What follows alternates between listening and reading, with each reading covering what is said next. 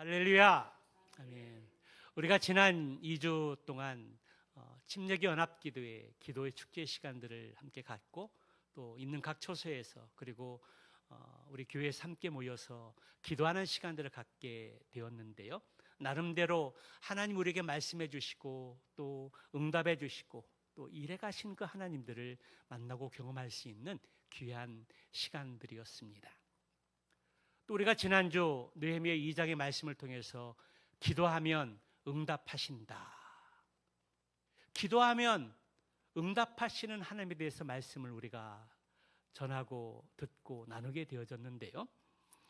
느헤미야는 조국에 처한 현실을 듣고 하나님 앞에 기도하면서 회파된 예루살렘 성벽을 재건할 수 있는 길을 열어달라고 하나님 앞에 금식하며 기도했습니다. 그때 하나님께서 느헤미야의 기도를 들으시고 응답하시게 되었을 때 그 과정을 보게 되면 하나님께서는 우리가 기도할 때 사람을 통해서 일하시고 응답하신다라는 그 진리의 말씀을 듣게 되었습니다. 그러나 하나님이 응답하시고 또 역사하심에도 불구하고 반드시 반대의 세력이 도사리고 있다라는 것입니다. 그러나 우리가 포기하지 않고 믿음으로 행하면 하나님께서 반드시 그 일을 이루신다는 사실들을 깨닫게 되었습니다. 그래서 우리가 지난주의 말씀을 우리의 삶 가운데 적용하게 된다면 우리의 인생에 큰 산이 있습니다. 그 큰 산은 우리가 염려, 근심, 걱정하는 것, 내 힘과 능력대로 해결할 수 없고 풀을 수 없는 인생의 숙제들이 있는데 그 큰 산, 인생이 우리 앞에 놓여져 있는데 우리가 하나님 앞에 기도하면 그 큰 산이 평지가 되어져서 하나님께서 응답하시고 또 우리에게 또 역사하시는 그 시간을 우리가 경험할 수 있다는 것입니다. 그래서 우리가 지난주 말씀들을 기억하면서 큰 산아 수룹바벨 앞에서 평지가 될지어다 선포하고 기도하는 가운데 그 은혜들을 경험할 수 있는 저와 여러분 모두가 다 되시기를 주님의 이름으로 다시 한번 축원합니다. 오늘 느헤미야 3장의 말씀을 중심으로 저는 건강한 교회를 세우는 원리에 대해서 함께 말씀을 나누고자 합니다. 이 말씀을 듣고 우리의 신앙생활에 잘 적용하고 실천해서 우리 교회를 더 건강하고 행복한 교회로 세워갈 수 있는 동력을 얻기를 다시 한번 주님의 이름으로 축복합니다. 성도 여러분, 육상경기 계주에서 가장 중요한 것이 무엇인지 혹시 아십니까? 그것은 바톤 터치라는 것입니다. 이어달리기 경기에서 개인의 실력도 중요하고 그리고 팀워크도 중요하지만 더 중요한 것이 있다면 그것은 바톤 터치입니다. 동영상들을 클릭해서 바톤 터치하는 그 경기를 이렇게 보니까 대부분의 경기 육상 계주에서 우승 후보 영순위로 지목되는 팀들이 우승을 하지 못하고 도중에 예선에서 탈락하는 대부분의 경우들을 보게 되면 바톤 터치에 미숙함이 있었습니다. 바톤 터치를 넘기는데 그거를 놓치는 경우도 있고 또 주저하면서 버벅거리는 경우들도 있고 여러 경우들이 있었습니다. 바톤 터치가 원활하게 이루어져야 그 바톤 터치를 받고 또 목표를 향해서 달려가야 되는데 대부분의 실패하는 경우 그리고 우승 후보에서 탈락하는 대부분의 경우들은 바톤 터치에서 실패했을 때입니다. 그래서 육상 계주에서 팀들이 구성이 되고 그리고 그 경기에 참여하기 전에 많은 경기의 훈련의 양은 바톤 터치에 주력을 하고 있습니다. 바톤 터치를 할 때 손의 각도, 그리고 어떤 타이밍에서 바톤을 넘겨줘야 되는지, 또 달려오다가 멈추면서 그 주자간의 속도의 조절, 이런 많은 부분들을 훈련하면서 이 바톤 터치가 원활하게 이루어질 때 앞 사람에게 그 바톤 터치를 연결해주고, 바톤을 받은 사람은 이제 목표를 향해서 달려가게 될 때 좋은 결과를 얻을 수 있게 된다라는 것입니다. 오늘 본문의 말씀에서는 예루살렘 성벽 재건에 대한 말씀의 내용인데요, 공사는 희생제물들이 운반되어지는 양문을 비롯해서 10개의 문과 한매와 망대를 비롯한 4개의 망대를 건설하는 공사 과정들을 이렇게 성벽을 연결하는 공사였습니다.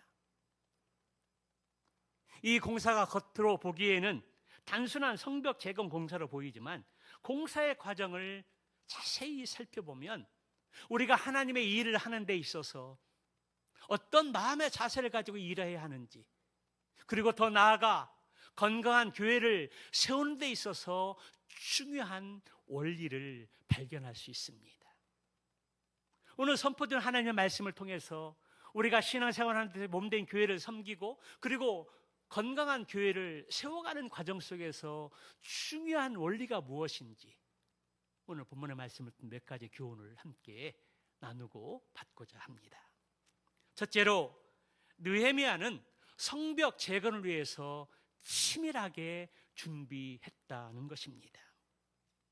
성벽 재건의 공사를 보게 되면 41개의 작업 현장에서 일제히 이루어졌고, 그리고 각 사람의 특성과 형편에 따라서 사람들을 배치했습니다. 그리고 공사에 동원된 그룹들이 매우 다양했음을 우리는 본문의 말씀을 통해서 발견할 수 있습니다. 이것은 느헤미야가 성벽 공사를 시작하기 전에 얼마나 철저하게 준비했는지를 우리에게 보여주고 있는 부분입니다. 그렇습니다. 우리가 주의 일을 할 때에, 그리고 우리가 소망하는 것처럼 건강한 교회를 세우고자 할 때에 철저한 준비가 필요하다라는 것입니다. 여러분, 어떤 준비들이 필요할까요? 회사원들을 보면 어떠한 중요한 일들을 놓고 야근을 하면서 준비하는 사람들이 있습니다.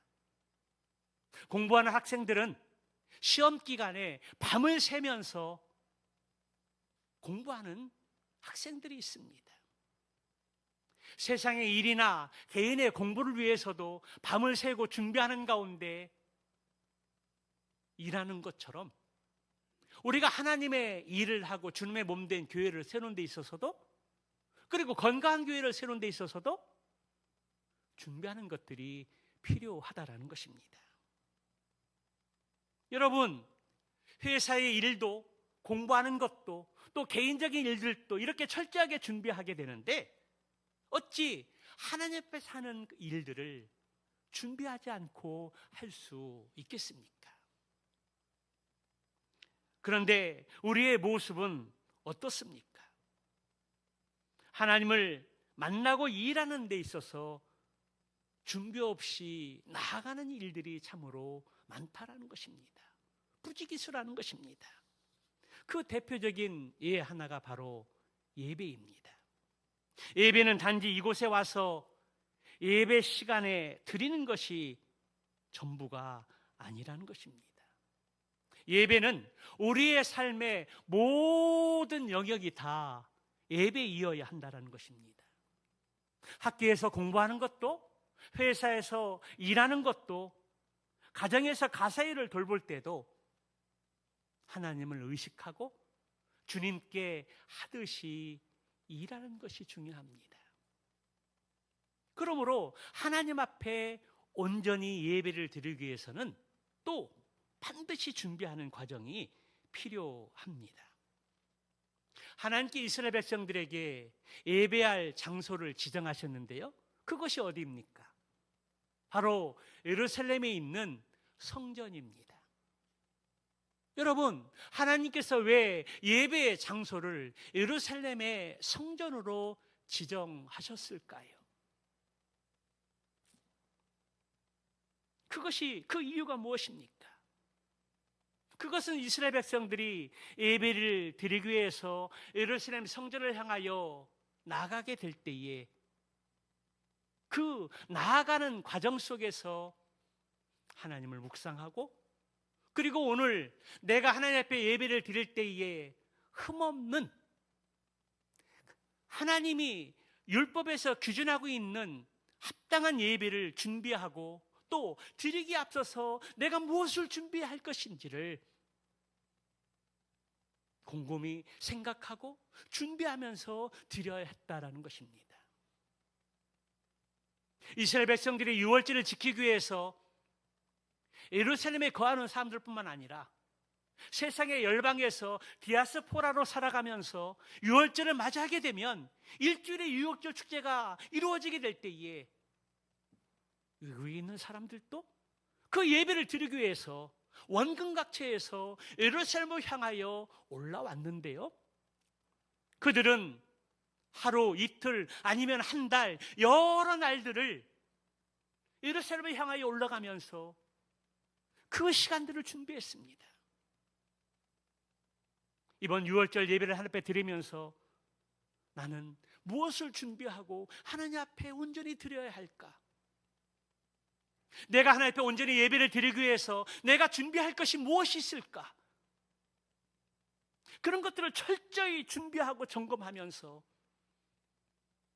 예배의 기준에 부합되어지는 그 예배를 준비하면서 하나님 앞에 나아갔다라는 것입니다.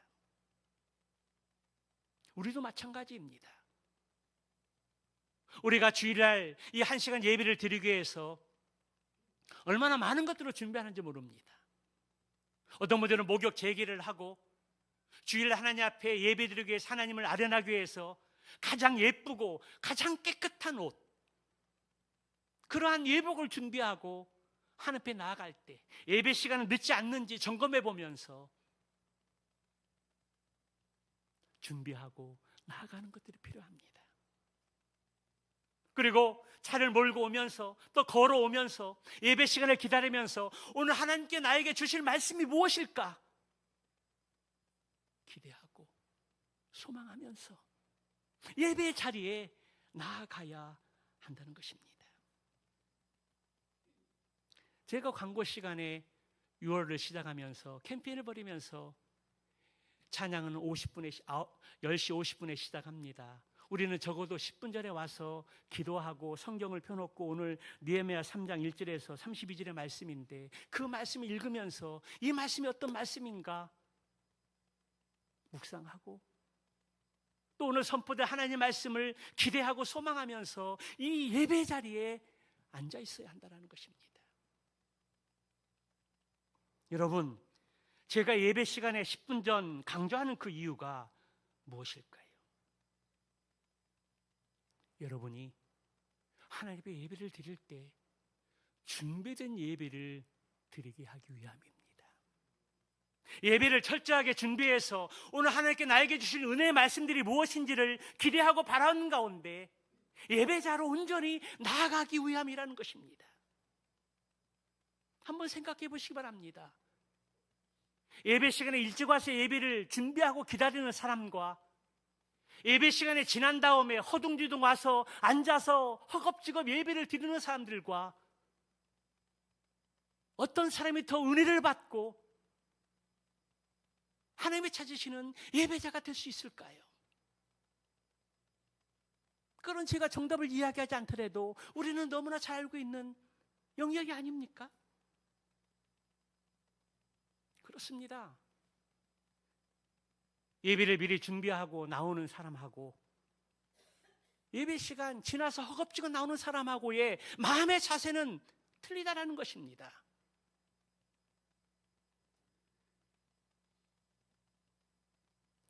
세상의 모임도 일찍 나가서 유익한 사람이 있고 유익이 없는 사람들이 있습니다. 그러나 하나님께 드리는 예배는 일찍 나와서 준비하고 또 사모하고 기다리면서 나아가는 자에게는 더 하나님의 크신 은혜가 풍성하게 임하여 줄 줄로 믿습니다. 하나님께서는 우리를 외모로 보시지 않고 중심을 보시는 하나님이십니다. 우리가 준비하고 예배를 드릴 때 우리는 더 큰 은혜를 경험할 수 있습니다. 그러기에 하나님을 진심으로 사모하는 사람은 예배에 늦지 않습니다. 미리 준비하고 기다립니다. 그리고 하나님은 그러한 사람을 찾으십니다. 오늘 이후에 이제 우리의 마음가짐을 새롭게 하고 예배 시간 전에 와서 준비함으로 또 하나님의 찾으시는 예배자가 되기를 주님의 이름으로 축복합니다. 그런데요, 우리는 예배만 준비하고 드리는 것이 아닙니다. 주님 앞에서 하는 모든 일들을 우리가 치밀하고 철저하게 준비해야 합니다. 교사와 목자는 아이들을 가르치고 그리고 양원들을 또 함께 말씀들을 나누기에 앞서서 우리가 준비해야 합니다. 안내로 봉사하는 자든지 찬양으로 봉사하는 자든지 그리고 청소와 식당으로 봉사하는 자든지 어느 누구라도 사전에 준비해야 한다는 것입니다. 여러분, 그렇다면 우리가 어떻게 하는 것이 예배를 잘 준비하는 것일까요? 어떻게 하는 것이 우리가 예배를 잘 준비하는 것입니까? 그것은 성령으로 인도함을 받는 것입니다. 우리가 하나님께 예배를 드리고 봉사하러 나오고 섬길 때에 우리에게 성령님이 말씀하시고 기대하는 것들이 무엇인가를 묵상하는 것입니다. 내가 어떻게 해야 성령님이 기뻐하시고 흡족해 하실까? 먼저 생각하는 것입니다. 그리고 성령님이 우리의 마음을 인도해 주시는 대로, 이끌어 주신 대로 우리 자신들을 내어놓고 순종하며 나아갈 때 우리는 하나님 앞에 예배도 잘 준비할 수 있고 우리가 봉사하고 섬기는 일들도 더 알차게 준비하고 드릴 수 있다라는 것입니다. 성령의 인도함을 받으면 하나님이 원하시는 대로 할 수 있기 때문에 최고의 준비를 갖게 되는 것입니다. 느헤미야가 성벽 공사를 위해서 치밀하게 준비할 수 있었던 것도 그가 예루살렘 성벽을 재건하러 왔지만 성령의 인도함을 받기 전에는 그가 움직이지 않았습니다. 느헤미야 2장의 말씀에 보게 되면 그가 사흘을 꼼짝하지 않고 있었습니다. 여러분, 사흘 동안 성벽 재건을 하러 왔는데 3일 동안 꼼짝하지 않고 그가 요동하지 않고 있었던 그 이유가 무엇일까요? 성령의 인도하심입니다. 내가 지금 성벽을 재건하러 왔지만 하나님께서 나를 어떻게 이끌어 가실까? 어떻게 인도하실까? 기도하면서 준비하는 시간들을 가졌다는 것입니다. 그리고 사흘이 지난 그 이후에 야간에 밤중에 그가 성을 몰래 가서 성벽이 얼마만큼 무너졌는지, 이 공사의 기일이 얼마 정도 될 것인지, 그리고 공사에 들어갈 소요될 것들은 또 얼마나 많이 필요한지, 그러한 것들을 자세하게 또 점검하고 준비했습니다.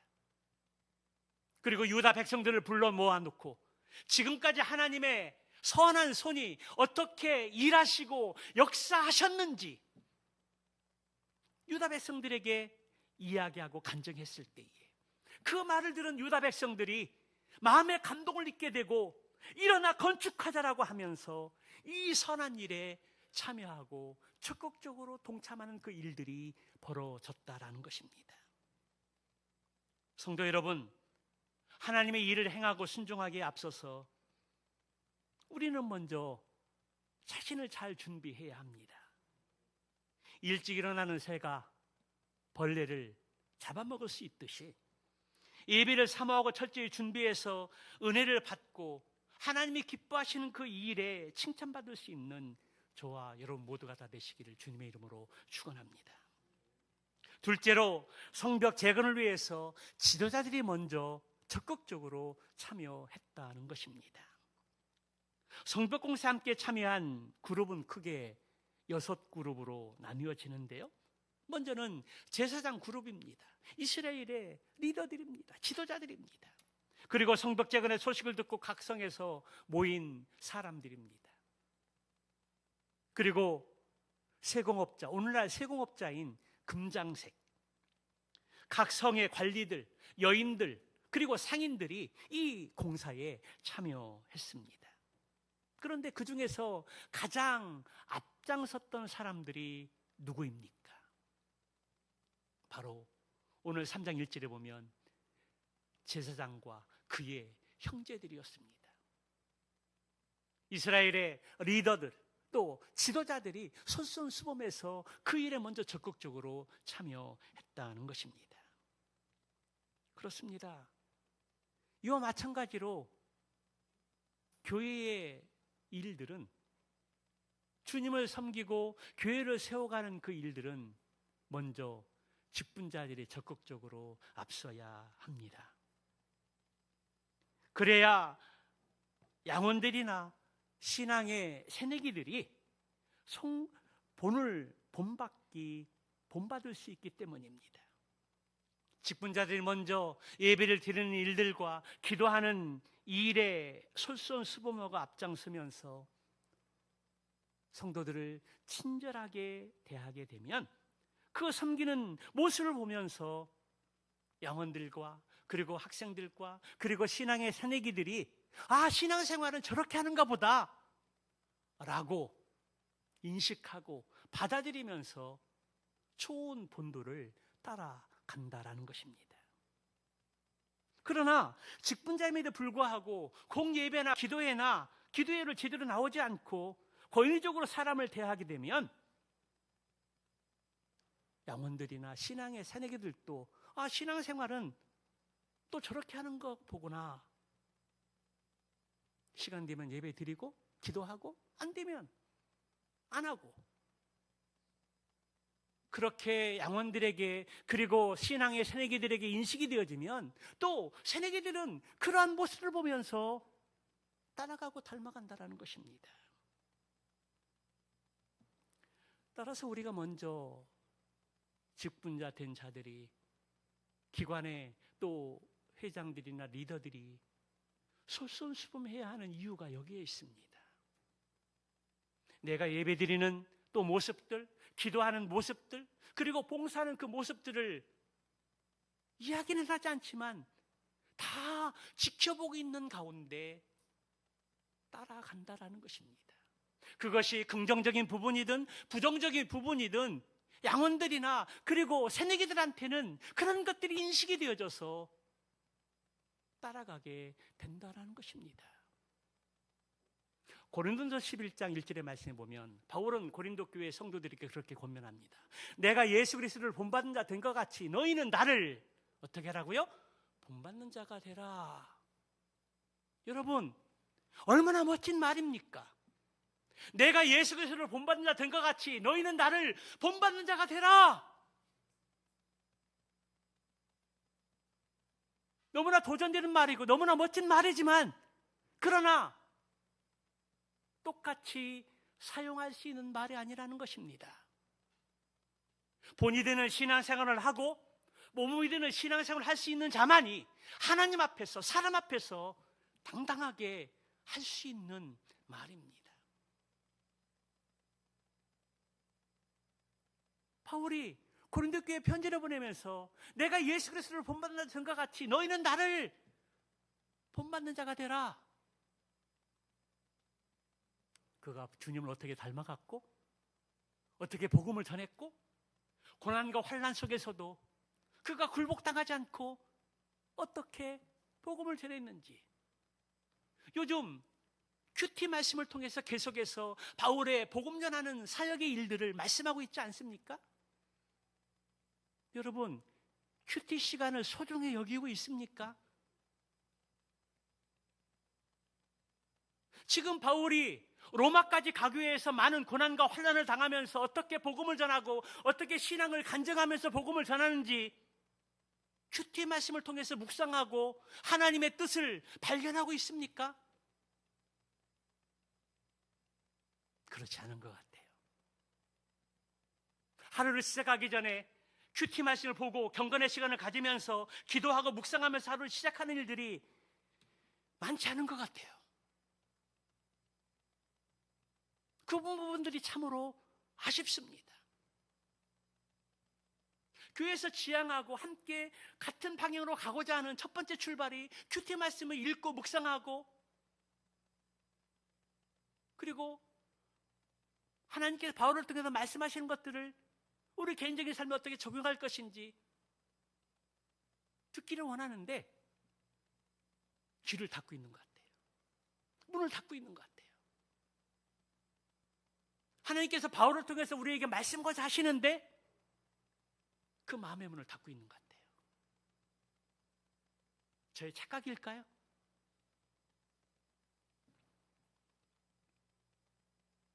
바라기는 오늘 말씀을 통해서 직분자 한 분 한 분이 먼저 예배의 본이 되고 기도의 삶의 본이 되고 섬기고 봉사하는 그 일들의 본이 되어져서 양원들이 다음 세대들이 새내기들이 그 좋은 본의 삶들을 따라서 건강한 교회를 세워갈 수 있는 동력이 되시기를 주님의 이름으로 축원합니다. 세 번째, 성벽을 재건하기 위해서 다 함께 연합했다는 것입니다. 오늘 본문의 말씀을 5절까지 읽었지만 32절까지 말씀을 읽어보면 계속해서 본문의 말씀을 통해서 강조하는 표현이 있습니다. 그 표현이 무엇입니까? 그 다음에 뭐뭐뭐를 중수하였고 그 다음에 또 뭐뭐뭐를 중수하였고 자그마치 1절부터 32절까지 이 본문 안에 31번 그 다음에라는 그 표현이 계속 강조되고 있습니다. 그 다음에 누가 중수하였고 강조하고 있습니다. 여러분, 그 다음에 그 문장이 31번이나 강조하며 등장하는 그 이유가 무엇일까요? 성벽 공사에 참가한 75명의 사람들이 다른 사람들과 보조를 맞추어서 공사를 이어갔다라는 것입니다.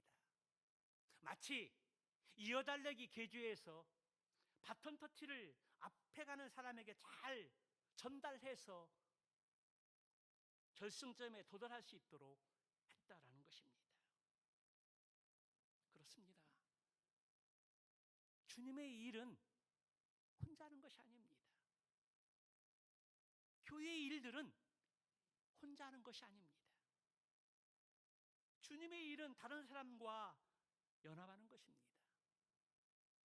신앙생활에 있어서는 개인 생활이 있고 또 교회 생활로 나누어집니다. 개인 생활은 예배 마치고 돌아가면 또 하나님 앞에 말씀을 읽고 또 기도하고 그리고 우리에게 주어진 사명이 무엇인가 잘 감당하면 되는 것입니다. 그런데 교회 생활은 반드시 다른 사람과 함께 해야 합니다. 다른 사람과 연합하지 않으면 신앙생활을 온전히 잘 할 수 없습니다. 이처럼 교회 생활의 본질이 연합인데 어떻게 하면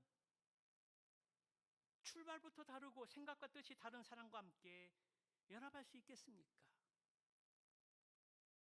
환경도 다르고 삶의 어떤 것도 다르고 여러 가지 것들이 다른데 어떻게 우리가 한 마음과 한 뜻과 한 말을 하면서 연합할 수 있을까요? 오늘 우리는 성벽 재건의 과정을 통해서 그 답을 찾을 수 있습니다. 성도 여러분, 성벽 공사에 참여한 사람들이 한 마음을 품을 수 있었던 그 동력이 무엇일까요? 여러분, 75명의 사람들이, 그리고 다양한 직업을 가진 부류의 사람들이 한 마음에 대해서 함께 그 역사에, 성벽 재건이라는 그 역사에 동참할 수 있던 그 이유가 무엇일까요? 2장의 말씀에 보게 되면 성벽을 재건하여 우리가 더 이상 무엇을? 수치를 당하지 말자. 느헤미야를 통해서 하나님의 손이 도우신 것들을 듣게 되었을 때에 우리가 함께 성벽을 재건하자. 그리고 성벽 재건을 통해서 다시는 이방 사람들에게, 믿지 않는 사람들에게 수치를 당하지 말자. 고난과 환난을 당하지 말자. 비웃음을 당하지 말자. 그러한 목표를 가지고 있었기 때문입니다. 그리고 성벽 재건을 통해서 하나님 나라의 회복을 꿈꾸었기 때문입니다. 그렇습니다. 동일한 목표, 동일한 비전을 우리가 품고 있으면 언제든지 연합할 수 있습니다. 여러분, 행복한 누리교회의 비전이 무엇입니까? 공동 목표가 무엇입니까? 왼쪽의 말씀에 보게 되면 복음의 열정, 건강한 교회, 행복한 가정, 선한 이웃입니다. 이 네 가지 영역이 행복한 누리교회의 비전이고 공동 목표입니다. 복음의 열정을 가지고 전도와 선교의 사명을 잘 감당해서 지상의 사명을 이루는 것입니다. 우리가 말씀과 기도와 예배의 생활을 통해서 흔들리지 않는 신앙을 갖추고 건강한 교회를 세워가는 것입니다. 요즘 동성이라든지 여러 가지 세상의 압법들이 가정을 무너뜨리려고 하는 이때에 우리가 예수님을 인격적으로 만나고 말씀과 기도를 통해서 우리의 삶이 변화되어져서 그 신앙으로 행복한 가정을 세워가는 것이 우리의 삶의 비전이라는 것입니다. 그리고 중리동에 있는 우리 교회가 교회의 선한 이웃이 되어서 구원방주의 역할을 감당하는 것이 행복한 우리 교회의 비전이고 공동 목표입니다. 그래서 우리가 신앙생활을 하면서 늘 이 4대 비전을 가슴에 품고 우리가 어떻게 하면 전도의 일에 참여하고 선교의 일을 감당할 수 있을까? 어떻게 하면 건강한 교회를 세울 수 있을까? 가정이 무너져가는 참 비참한 현실 앞에서 어떻게 하면 행복한 가정을 세워갈 수 있을까? 내가 선한 이웃이 되어서 어떻게 구원의 방주 역할을 감당할 수 있을까? 이 거룩한 4대 비전들을 마음에 품고 공동 목표를 가지고 나아가야 한다라는 것입니다. 오늘 말씀을 통해서 다시 한번 행복한 누리교회의 4대 비전인 복음의 열정, 건강한 교회, 행복한 가정, 선한 이웃을 다시 마음에 품고 이 비전 앞에 순종하고 또 이뤄갈 수 있는 저와 여러분들의 신앙의 삶이 되시길 주님의 이름으로 축복합니다. 그런데도 불행하게 성벽 재건에 참여하지 않은 사람들이 있었습니다. 5절의 말씀이 바로 그 말씀인데요. 두고와 사람들은 그 성벽 일에 참여했지만 귀족들은 그 성벽 재건의 일에 참여하지 않았습니다. 여러분, 왜 귀족들은 참여하지 않았을까요? 다시는 이방인들에게 수치를 당하지 말자, 하나님의 거룩한 나라를 회복하는 데 앞장섰던 유다 백성들 가운데 왜 귀족들은 그 성전 재건의 일에 참여하지 않았을까요? 성벽 재건의 일은 참으로 고되고 힘든 일이었습니다. 그 일에 참여한다고 누가 판명해 주지 않았습니다. 나에게 떨어지는 보여지는 이익은 없었습니다. 귀족들은 그 성벽 재건을 다양한 사람들이 참여하는데 그들은 참여하지 않았습니다. 그 성벽의 재건의 일이 나와 상관없는 일이라고 생각했습니다. 고되고 힘든 그 일들을 회피하고 싶었다는 것입니다.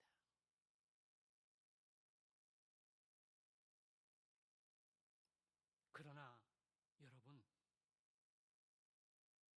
하나님의 나라는 신분의 귀천이 없습니다. 교회에서는 세상의 직급, 계급장을 다 떼어내야 합니다. 교회에서는 다 같은 형제요 자매입니다. 편리상 권사님, 집사님, 전사님, 목사님 이야기하지만 그리스도 안에서 다 형제 자매입니다. 그런데 놀라운 것은 하나님의 역사는 두고와의 귀족들이 헌신하지 않았어도 성벽 재건은 멈추지 않았고 완성되었다는 것입니다. 양문부터 시작된 공사는 시계 반대방향으로 돌아가서 다시 양문까지 이르러 완성이 되었습니다. 그것도 52일의 짧은 기간을 통해서 성벽 재건이 완성되었다는 것입니다. 여러분, 이것은 무엇을 의미하는 것일까요? 그것은 자신이 주님의 일에 동참하지 않아도 주님은 일하시고 주님은 목표하신 바를 성취해 가신다는 사실입니다. 우리가 해야 할 일을 하지 않으면 하나님께서는 다른 사람들을 통해서 일하시고 역사하신다는 것입니다. 하나님의 일에 동참하는 것은 축복입니다. 그러나 그 기회를 놓치면 영원히 돌아앉지 않기 때문에 결코 우리는 주님의 일에, 그리고 몸된 교회를 섬기는 그 일에 그 기회를 놓쳐서는 안 됩니다. 그러므로 하나님이 우리에게 주신 귀한 은사와 직분을 가지고 주님의 몸된 교회와 성도들을 잘 섬기며 건강한 교회를 세워갈 수 있는 교회가 되시기를 다시 한번 주님의 이름으로 축복합니다. 마지막 네 번째로, 성벽 재건을 위해서 힘든 일도 즐거움으로 감당했다는 것입니다. 성벽 재건은 41개 부분에서 진행되어졌는데요, 여러분, 그 중에서 제일 힘든 공사는 어떤 공사였을까요? 여러분, 41개의 일을 하는 영역의 세분화 속에서 어떤 일들이 가장 힘들었을까요? 저는 14절에 언급되어진 분문을 중수하는 일이라고 생각합니다. 14절의 이 분문이라는 것은 다른 성경의 번역은 똥통, 거름통을 의미합니다.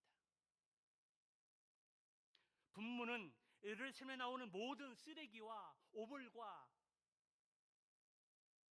똥들을 가장 더럽고 가장 악취가 나고 진동되는 곳이었기 때문입니다. 그래서 이 분문을 중수하고 또 모든 냄새나는 그 오물들을 받아들이는 일들을 했다라는 것입니다. 생각해 보면 오늘날 쓰레기를 치워주고 오물을 수거해가는, 또 수고하는 사람들의 일들을 생각하면 감사하지 않을 수 없습니다.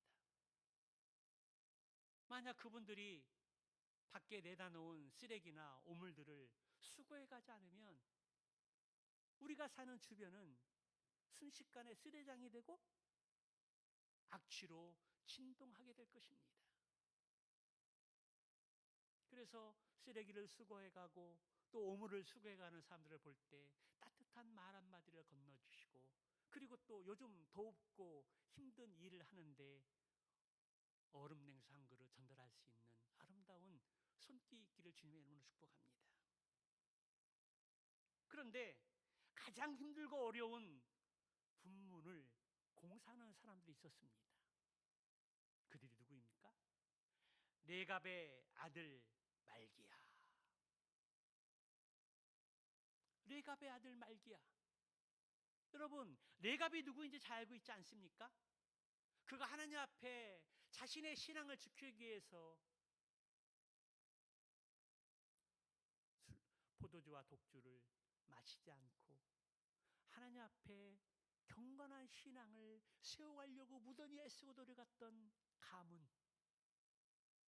몇백 년 전에 조상들을 통해서 말씀하신 것들을 기억하고 자신의 시대에 와서도 변함없이 조상들이 이야기했던 그 신앙의 기준들을 가지고 힘써 지키려고 했던 레갑의 아들, 레갑의 가문. 그 가운데 레갑의 아들 이 말기야가 가장 힘들고 어렵고 더럽고 냄새나는 이 분문을 중수하는데 섬겼다라는 것입니다. 여러분, 말기야가 어떻게 이러한 힘든 분문 공사를 중수하는 일들을 감당했을까요? 그것은 하나님 나라의 핵심 가치라고 할 수 있는 희생 정신을 알고 있었기 때문입니다. 누가 하지 않으면 내가 해야 할 일들을 알았기 때문입니다. 그래서 레갑의 아들 이 말기야는 다른 사람들이 회피하고 싫어하는 그 분문공사, 모든 각종의 오물들이 수거되어지는 그 분문을 공사하는데 앞장섰더라는 겁니다. 그것은 바로 희생정신이 있었기에 가능했습니다. 우리의 삶의 주인이시고 목자이신 우리 예수님이 그러한 본을 보여주셨는데요. 우리 예수님은 하나님이시지만 성육신 하셔서 우리들의 모든 죄를 담당하시기 위해 십자가에 달려 돌아가셨습니다. 죽기까지 복종하셨습니다. 그렇다면 우리도 교회 머리이신 우리 주님을 섬기고 일할 때 이러한 희생정신을 가져야 하지 않겠습니까? 그러므로 우리가 교회를 섬길 때 이 마음을 가져야 합니다. 우리가 이런 희생성질을 가지지 않으면 일할 때 불편한 마음이 올라옵니다. 함께하지 않는 것에 대해서 서운한 마음을 가지게 됩니다.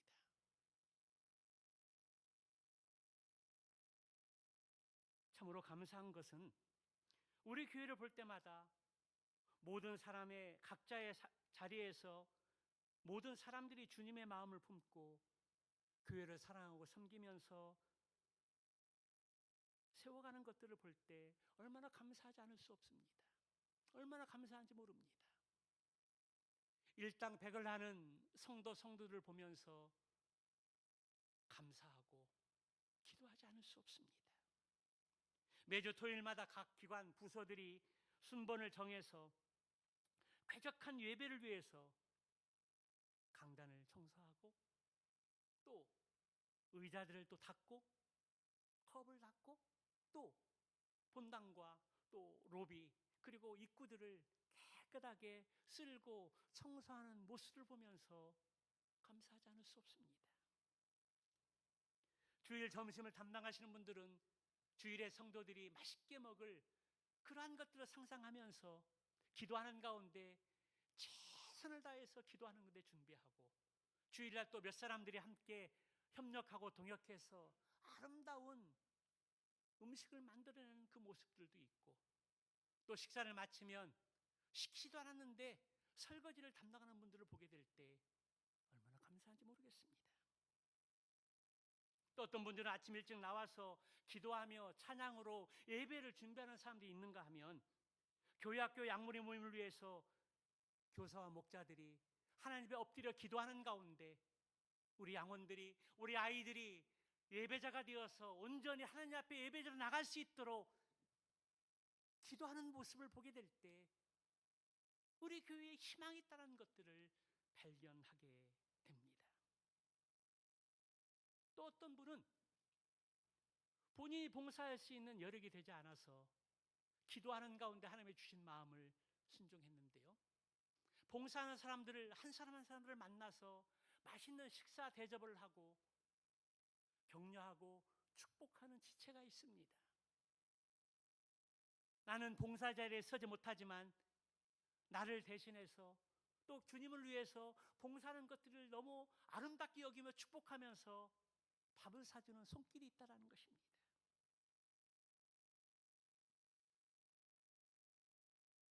이 모든 일들은 다 주님이 주시는 하나님의 은혜인 줄로 믿습니다. 주님의 마음을 품고 자신이 해야 될 선한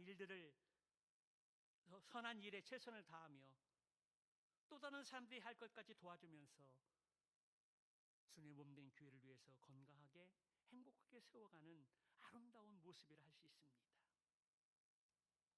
그런데 우리가 교사와 목자로 또 찬양팀으로 청소와 주방에서 보이지 않는 곳에서 봉사하고 섬길 때 우리가 꼭 가져야 할 마음이 있습니다. 그것이 무엇입니까? 그것은 바로 즐거운 마음입니다. 기쁜 마음입니다. 겸손한 마음입니다. 주님의 마음입니다. 여러분, 우리가 왜 그러한 마음들을 가져야 할까요? 우리가 즐거운 마음으로 하지 않으면 하나님이 받으시지 않습니다. 우리가 기쁜 마음으로 감사한 마음으로 하지 않으면 우리의 그 일에 의욕이 없습니다. 억지로 하거나 떠밀려서 헌신하게 되면 하나님이 기뻐하시지 않는다는 것입니다. 하나님 나라에는 공짜가 없습니다. 힘들고 어려울지라도 즐거운 마음으로 섬기고 그리고 겸손한 마음으로 봉사하면 하나님께서 기억하시고 반드시 갚아주시며 상을 베풀어 주실 줄 믿습니다. 하나님은 다 아십니다. 목사는 다 몰라도, 내 주변의 사람도 내가 하는 일을 다 몰라도 우리 하나님은 다 아십니다. 그리고 하나님은 반드시 그 일들을 보상해 주십니다. 봉사하고 섬길 때 사람을 보지 마시고 위에 계신 하나님을 볼 수 있기를 주님의 이름으로 축복합니다. 끝으로 에베소서 2장 21절 22절 말씀을 함께 읽기를 원하는데요, 함께 같이 봅니다. 시작. 그의 안에서 건물마다 서로 연결하여 주 안에서 성전이 되어가고 너희도 성령 안에서 하나님이 거하실 초소가 되기 위하여 그리스도 예수 안에서 함께 지어져 가느니라. 아멘. 이 말씀을 현대어 성경으로 보면 머릿돌 대신 그리스도 예수 안에서 건물 전체가 서로 연결되어 점점 거룩한 성전이 되어가고, 여러분도 성령 안에서 하나님이 계실 집이 되기 위하여 그리스도에서 함께 지어져 갑니다. 여기 중요한 단어는 함께라는 단어입니다. 거룩한 성전, 하나님이 거하실 집을 함께 세워가는 것입니다. 교회는 직분을 가진 몇 사람의 특별한 사람들을 위해서 세워져 가는 것이 아닙니다. 교회는 목사와 사모를 통해서 교회가 세워져 가는 것이 결코 아니라는 것입니다. 교회는 조금 부족해도 또 없어도 연약해도 하나님이 그 지체를 귀하게 보시고 그 한 사람 한 사람의 섬김과 그 마음을 협력하고 연합하면서 함께 지어져 가는 것을 하나님이 기뻐하신다는 것입니다. 오늘 성벽 재건을 통해서 건강한 교회를 세우는 원리, 이 원리를 우리의 마음에 잘 새기고 묵상하는 가운데 지금 나는 나의 자리에서 어떻게 해야 되는지, 어떻게 해왔고 또 어떻게 해야 돼 가는지 하나님 앞에 기도하는 가운데 결단하고 헌신할 수 있는 기회가 되시길 바랍니다. 그리고 성령이 이끄시는 대로 성령이 우리에게 주시는 그 마음을 가지고 행복한 우리에게 4대 비전을 늘 마음에 품고 기도하고 순종하는 가운데 힘들고 어려운 시기이지만 건강하고 행복한 교회를 세워갈 수 있는 그 일에, 그 역사에 믿음으로 순종하고 동참할 수 있는 저와 여러분들의 신앙의 삶들이 되시기를 주님의 이름으로 축원합니다.